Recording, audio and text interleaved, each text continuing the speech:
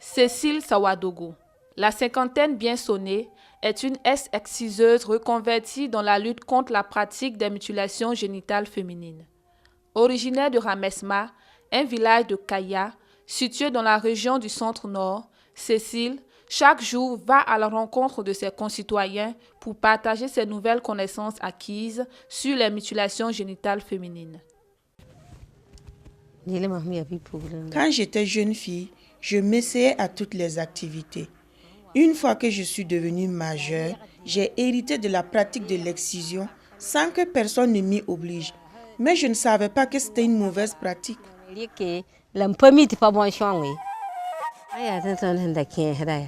À l'époque où nous pratiquions l'excision, personne ne s'y opposait.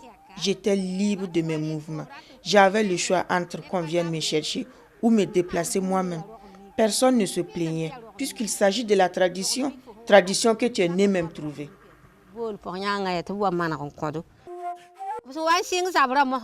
Quand ils ont commencé la répression, nous avons poursuivi la pratique de l'excision dans la clandestinité.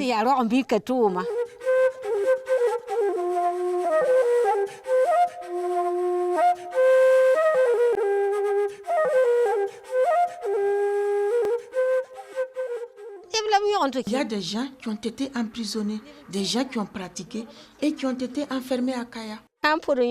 Si on attrape une femme dans le village de Yiriastinga ou de Sofipaga, soyez sûrs que tout le monde sera informé qu'une femme de tel village a pratiqué l'excision et a été enfermée à Kaya.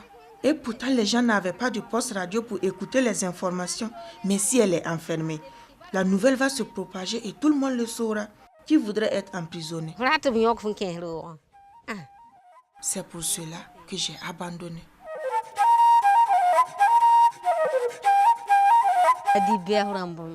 Grâce à l'association ADIBF, j'ai participé à une rencontre. Au cours de cette rencontre, les photos qui nous ont été présentées sur les séquelles de l'excision m'ont fait fondre en larmes. Désolation.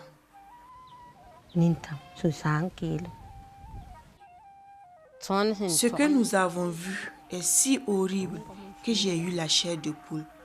Là, j'ai compris que ce n'est pas bon. Actuellement, je suis extrêmement fière des connaissances que j'ai acquises et de la sensibilisation que je mène auprès de la population. Mon combat est que celles qui pratiquent toujours l'excision abandonnent.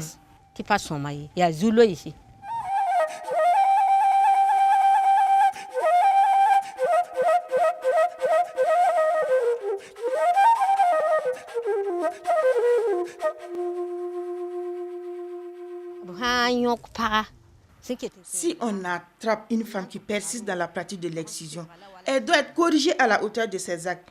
Parce qu'au jour d'aujourd'hui, elles sont toutes informées que la pratique de l'excision est mauvaise.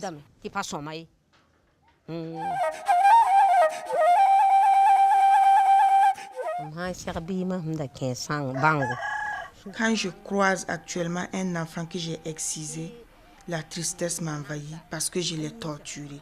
Quand j'y pense, cela m'attriste car l'excision provoque des douleurs.